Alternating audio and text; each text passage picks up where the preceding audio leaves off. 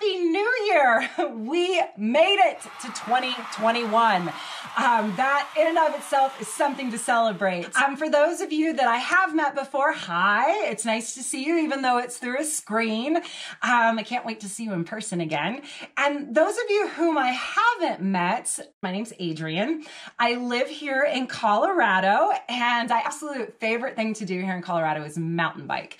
I love it. It's the time that I have the best clarity of thought, and I get to be out in fresh air and the outdoors and, you know, just kind of be one with God's creation, which is pretty cool. So I guess you could say, I think the mountains have gotten into my blood and I'm here to stay. So anyway, I am married. My husband's name is Robert. Some of you have met him. The last time I was at Resurrection, he actually came and played the guitar while I sang and we led some praise and worship. So you guys, some of you have met Robert. This is him.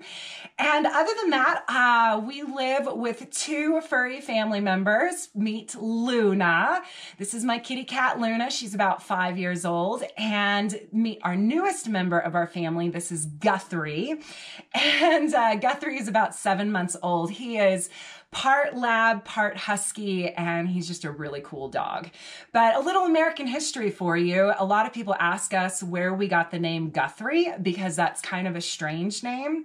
Well, I got him this summer at a shelter up in the mountains, and I wanted to name him something that felt nostalgic or just kind of present. And we started talking about music artists, and the name Woody Guthrie came up.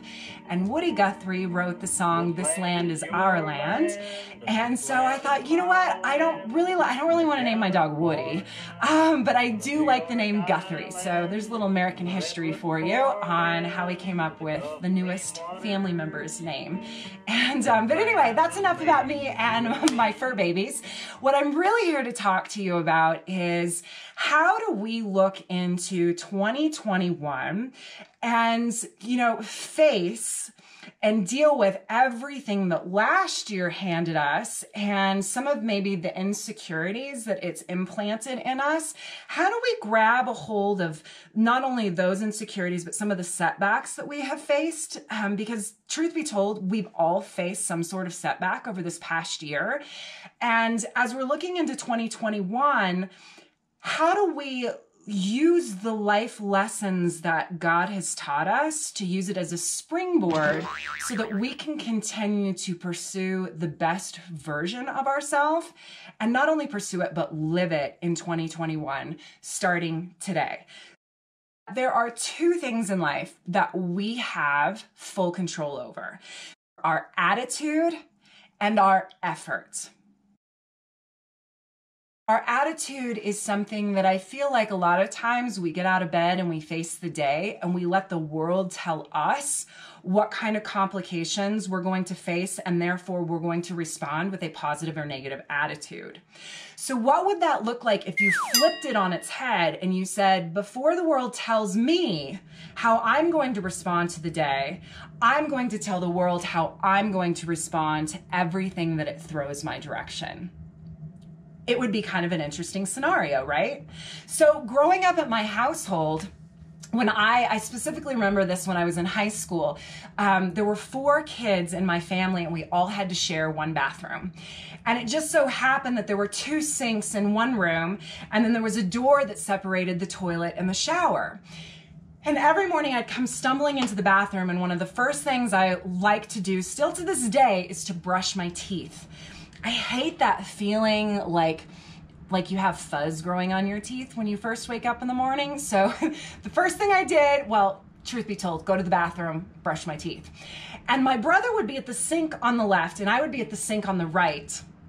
And my dad would come into this area where the sinks were, and he would act out this old TV character by the name of Steve Urkel. And so he would come into the bathroom and he would pull his shorts up as high as he could pull them. He would tuck his t-shirt down in, he'd lean over, and he would talk in a voice like Steve Urkel. And he would ask us, are you going to have a good day, or are you going to have a bad day?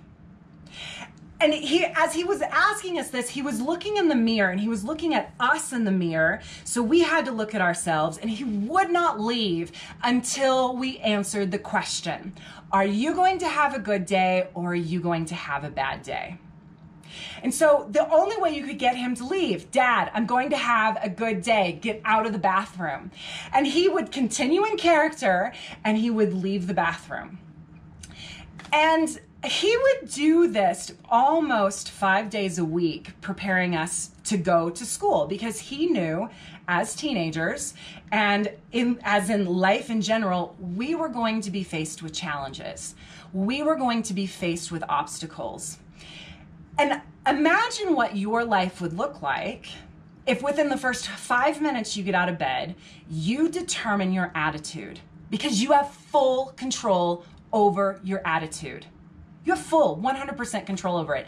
And so I challenge you, what would your life look like if you started out every day and you looked at yourself in the mirror and you say, I'm going to have a good day. I'm going to have a good day. It takes less than 2 seconds, and why not give it a try? It gives you something active to do, and it starts to create a habit. It's my understanding, my coaches used to always tell me it takes 2 weeks to get in shape and 2 days to get out of shape. No idea if that's true. I've also heard that it takes 4 weeks to create a habit. So I challenge you to pick sometime between 2 weeks and 4 weeks and give it a try every day.